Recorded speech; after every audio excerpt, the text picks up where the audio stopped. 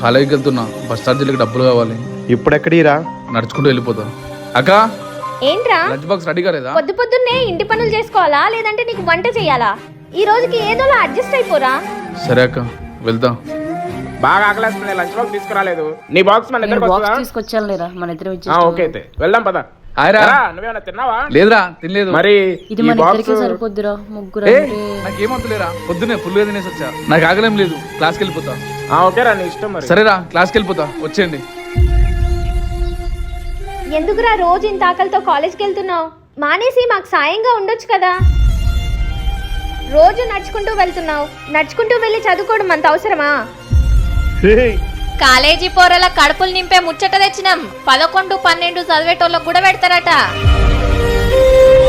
కాలేజీల్లో కూడా మధ్యాహ్నం భోజనాలు పెడతారంటరా. లొకేషన్ చెప్పాడురా. ఇక నువ్వు శుభ్రంగా చదువుకోవచ్చురా.